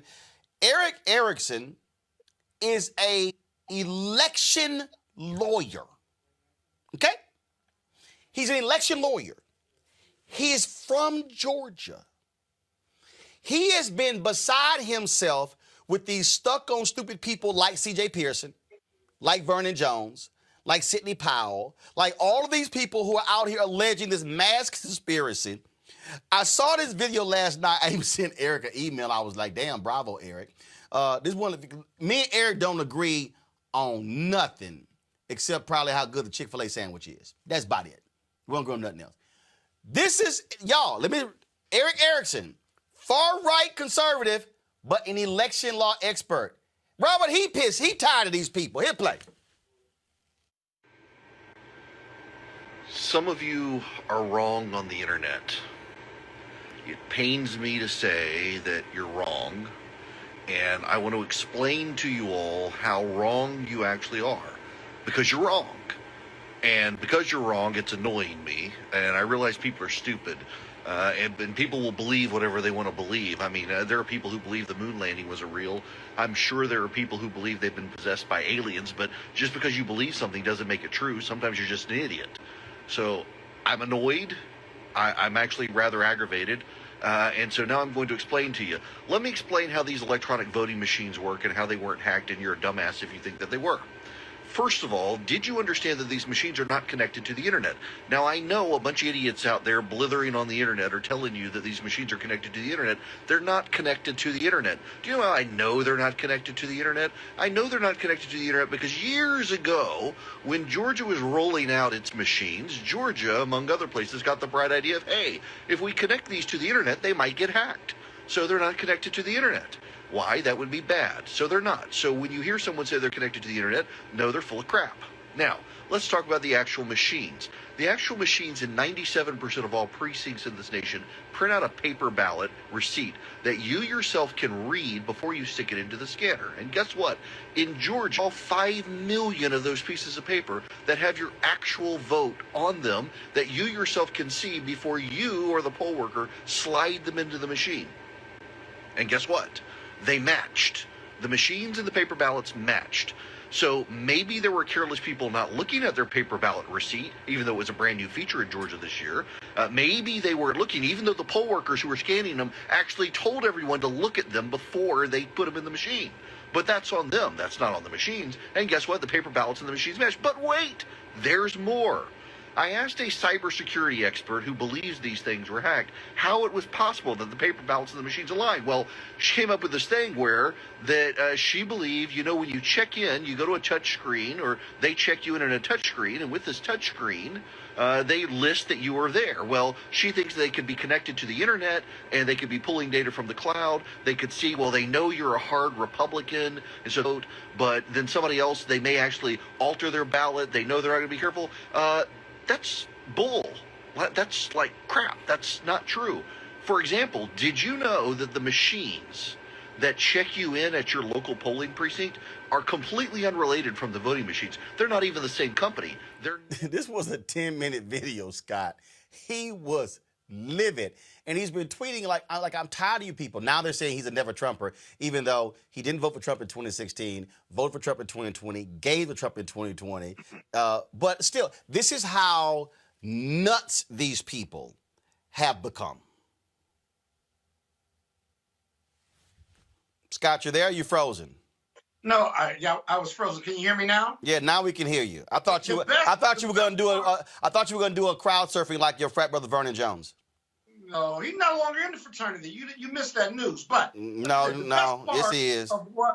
The best part of what that video of Erickson said was he says, you may deeply believe this in your heart of hearts, but that doesn't make it true.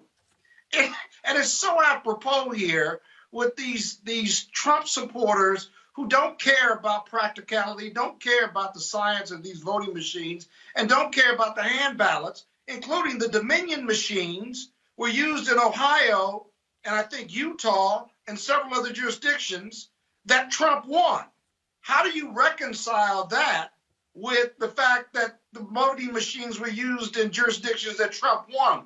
They're irreconcilable. And so I think we need more Republicans to stand up like that, including Trump supporters. But the train has left the station. And the only thing that's left now is for whether he goes to the transition or rather goes to January 20th or not, the swearing in. I don't really care. No, here's the whole deal. He going, but first, here's what's going to deal, Monique. First, follow me. Okay. He's going to stay there through January 20th. Ken Delaney put this tweet out, Monique, saying that that sources are saying that Trump has no plans to go to inauguration. He's going to launch his 2024 bid on the same day. He's not going to call Joe Biden nor invite him to the White House. You know what? Fine. If I'm Joe Biden, this is what I do. Damn Trump. He can go to hell.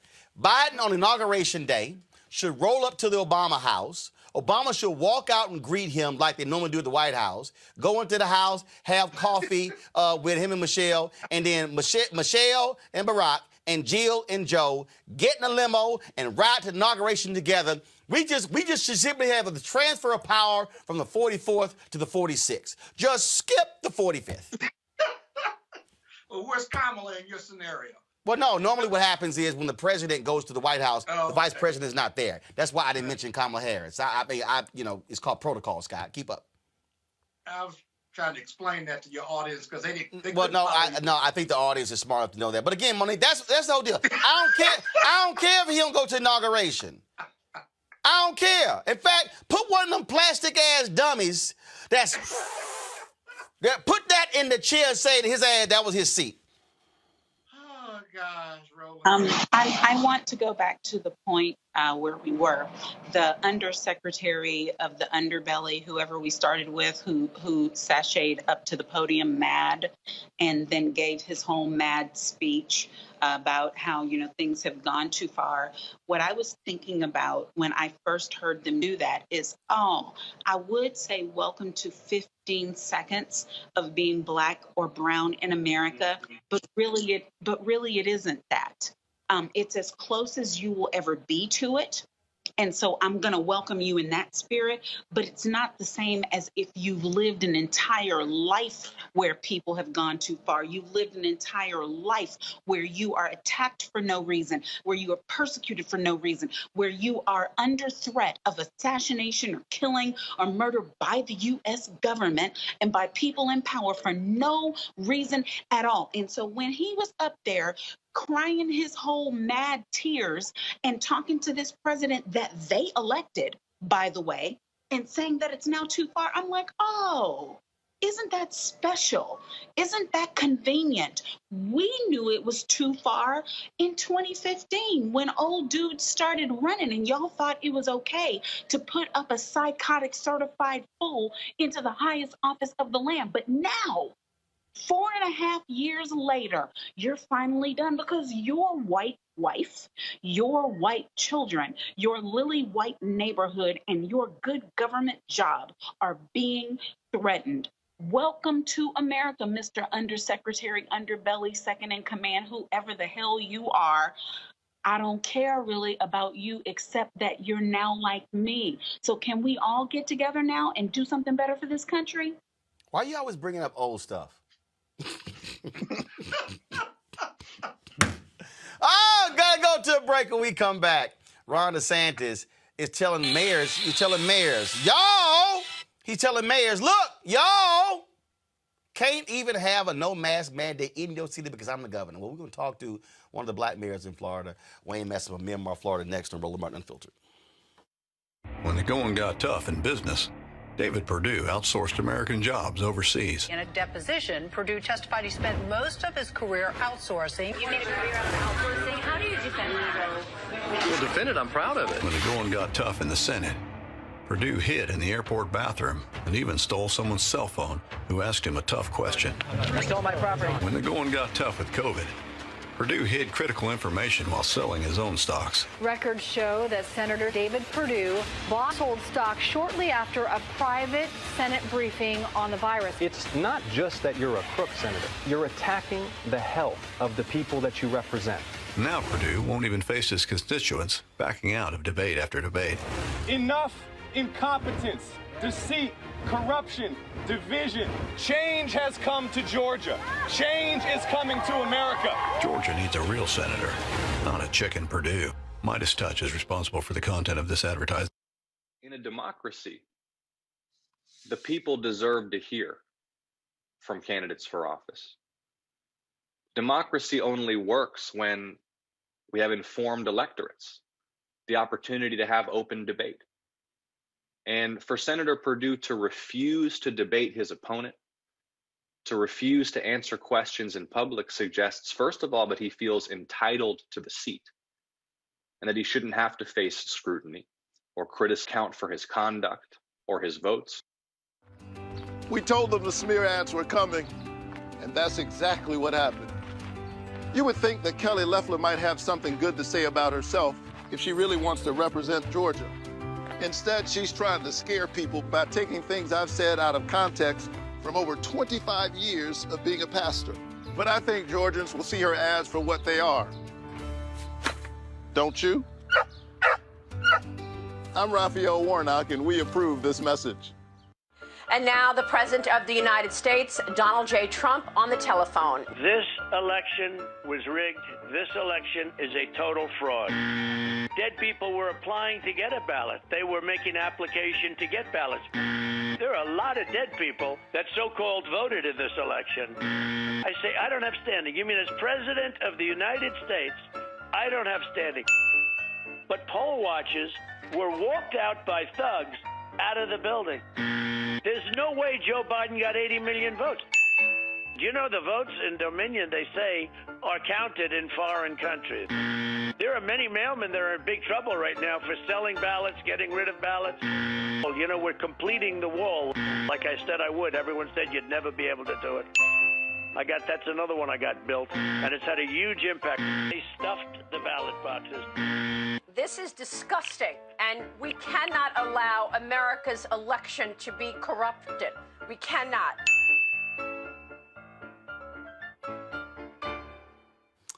All right, this week, Florida Governor Ron DeSantis said Floridians should not expect any more lockdowns or state mask mandates during COVID. He's extended a ban that prevents local governments from using fines and penalties to enforce people to wear masks when leaving their home. He says he doesn't believe wearing a mask or locking down the state is an effective way to beat the virus.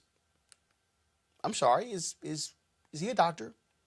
DeSantis said in a news conference, the lie of the lockdown is that if you just locked down, then you can beat the virus. Then why are people having to lock down 2 or 3 times then? Now, according to the CDC, researchers have found mask mandates do actually help to prevent COVID cases from skyrocketing. Both Democrats and Republicans disagree with DeSantis and believe he's only making people more vulnerable to COVID. Joining us now is Miramar, Florida Mayor Wayne Messam. Mayor Messam, glad to have you on here, fellow Alpha. This is Alpha Week, of course, Founders Day on Friday, so glad to have you on the show. I'm sorry, I thought Republicans were always about local control. So you got the Republican governor in Florida overruling mayors in Florida. You got the Republican governor, Tate Reeves, an absolute idiot in Mississippi, overruling mayors. You got the governor, Kay Ivey, Alabama, overruling cities. Again, I thought they liked local control. So all of a sudden now, forget your power as mayor. I'm going to supersede what you do, and you got to listen to me say masks don't work. It is one of the most hypocritical positions in terms of leadership. You know, in the state of Florida, municipalities, over 400 of us, we pride ourselves on home rule. And the executive order by Governor DeSantis is just another example of just poor leadership as it relates to COVID-19. Today, the state is 1 million positive cases. And for him to take this position really sets back municipalities and is causing lives. People are really dying every day, and it's just a travesty. And again, he's decrying, he's literally saying masks don't work.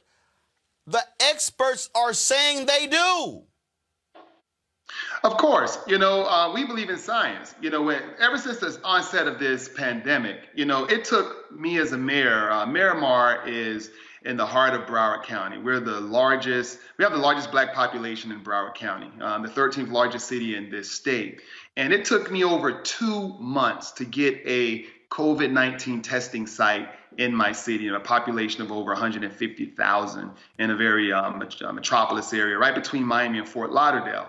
And especially when the news broke that people of color, especially Black people, were most at risk and was most susceptible to this virus. We had put in provisions and executive orders at the local level that began to curb the surge that Florida was experiencing in July. And when the initial executive order that usurped our home rule, it really set us back. Now Florida continues to be has the third largest number of positive cases. Our hospital system is being stretched to the limit. The bullying tactics and the threatening of our school districts, forcing them to open schools and making kids come to class. It's just holding back funding, or the threat of holding back funding if our school districts, especially here in South Florida, where it's ground zero in the state of Florida. It's just poor leadership. And we need to be able to have the ability as local leadership to do what's right in our cities to save lives. So is there any way to fight this? Because that happened in Atlanta. Mayor Keisha Lance Bottoms, she fought the governor, Brian Kemp. He sued her, then he backed off. Any plans for you to sue DeSantis to say, no, I should be able to determine what happens in my city? Well, the challenge with the executive order that Governor DeSantis issued, it does not eradicate our executive orders in our cities for facial mask. What it does is it prohibits us from being able to collect fines.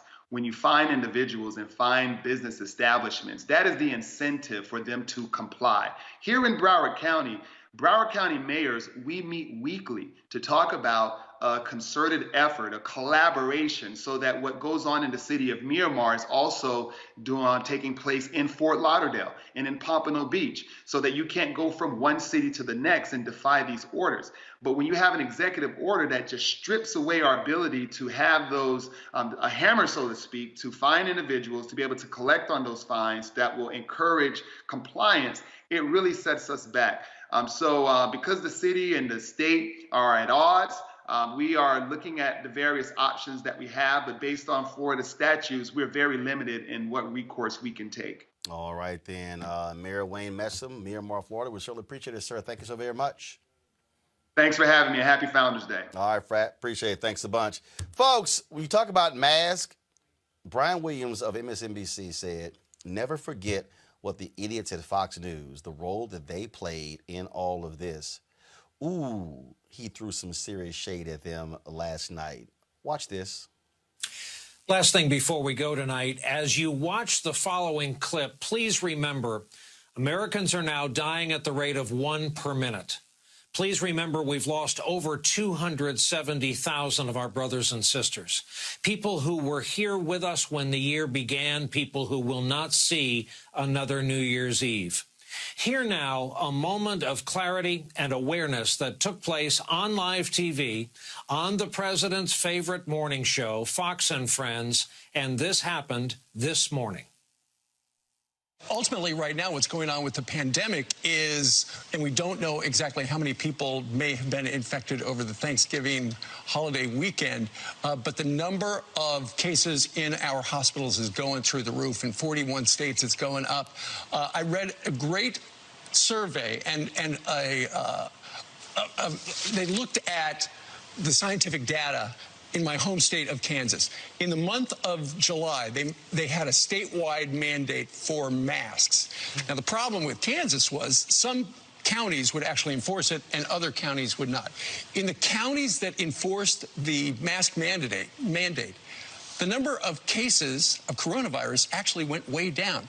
And in the counties where they did not enforce the mask mandate, it went way up. Really? Yeah. Huh. You just have to do it smartly and do it safely. It means, apparently, masks work. Apparently, masks work. A breathtaking moment of situational awareness on live television this morning. 10 months, 270,000 lives into this. And this is important. In the rush to a vaccine, in our rush to get life back to normal, to have a spring and summer in 2021 that feel like spring and summer, it's important we never forget who the deniers were. Because those 270,000 mothers and fathers, sisters and brothers, husbands and wives, they ain't coming back. So it's incumbent upon all of us to honor their memory. That is our broadcast for this Tuesday evening, along with our thanks for joining us. All right, Scott, next time you go on Fox News, don't let them forget that they were sitting there telling all these folk not to wear masks. I'm still trying to get you on Fox. You know I am not an acceptable Negro. I'm gonna get you on there, brother. No. I simply abide by too much James Baldwin. I am not your Negro. Neither am I. Hey, Roland, one thing for sure. January 5th is Campus Founders Day. That's the Georgia Senate elections. Have me on and wish me a happy Kappa Founders Day on January 5th when we cover the elections. That's the least you can do. No. That will not happen. I gotta get my own show. That simply will not happen. No, it's not going to happen. Scott, I know you got to go. Vamoosh, I appreciate it. All right. Thanks, brother. Yesterday, the country paused to remember, of course, how Rosa Parks' refusal to move changed the country. On December 1st, 1955, she was arrested and in only 4 days convicted of disorderly conduct. Her arrest started a bus boycott that lasted longer than a year, organized by the Reverend Dr. Martin Luther King Jr. and many others in the Montgomery Improvement Association. Of course, Park passed away in 2005 at the age of 92. Yesterday, this was actually open. This particular display at an Air Force base there in Montgomery, Alabama. And so this was in honor of Rosa Parks and Mayor Stephen Reed of course, he is the mayor of Montgomery. He was there, and he tweeted that he was pleased to have been on hand to witness the unveiling of this particular sculpture. Again, that's at Maxwell Air Force Base there in Montgomery. Folks, today we also remembering the life and legacy of Olympic gold medalist Rafer Johnson. Johnson passed away this morning at his home in Sherman Oaks, California, where he was surrounded by his family. He was just 86 years old. Many remember Johnson as a decorated athlete who won a gold medal in the decathlon at the Olympics in Rome. After retiring as an athlete, he became an actor, appearing in movies like Wild in the Country with Elvis Presley and A License to Kill. Johnson wasn't just an athlete or an actor, he was also an American hero in 1968. He was one of the men who tackled and subdued gunman Sirhan Sirhan just seconds after he assassinated Robert Kennedy at a hotel there in Los Angeles. Rafer Johnson leaves behind his wife, Elizabeth Betsy Johnson, and their 2 children, Jennifer and Joshua. The family's asking if anyone is looking to make a donation in Johnson's honor to donate to the Special Olympics Southern California Rafer Johnson Tribute Fund. And so we certainly appreciate that as well. All right, Monique. Robert, I certainly appreciate it. Monique, one of the followers here on YouTube says they would like your address, where to send your Defund the Police T-shirt. They just wanted me to. They wanted me to pass that on to you. Yes, can I give them my Cash App? It's $Mo Press. Okay, really? So I mean, what this is about making it rain? Okay, Robert, you got a Cash App you want to give out? You want to make it rain, Robert? No, but if you want to make a donation, join Rainbow Push Coalition, rainbowpush.org. We're doing great programmatic work throughout Georgia, particularly with young people before the January the 5th runoff election. Remember, early voting starts on December the 14th. Vote early. Make a plan your vote. All right, folks. Tomorrow, we'll be broadcasting from Kennesaw State University. John Ossoff is going to be having a town hall at 3:30 p.m. Eastern. We will be live streaming that, and we'll be broadcasting the show from there. We'll be there in Georgia from tomorrow through Tuesday. Remember, the deadline to register to run for the runoff in Georgia is Monday, and so we'll be broadcasting from the ground. So look for our live streams and live reports from there. All right, folks, I got to go. Before we do so, please join our Bring the Fuck fan club. Every dollar you give goes to support what we do on this show, for our travel, for things along those lines. Your donations really make a huge difference. And so you can do so via Cash App, $RM Unfiltered, PayPal.me/R Martin Unfiltered, Venmo.com/RM Unfiltered. Zelle is Roland at RolandSMartin.com. You can also send a money order to New Vision Media, NU Vision Media, Inc., 1625 K Street Northwest, Suite 400, Washington, D.C., 2006. All right, folks, that's it. I certainly appreciate it. I'll see you tomorrow from the Peach State. Holla!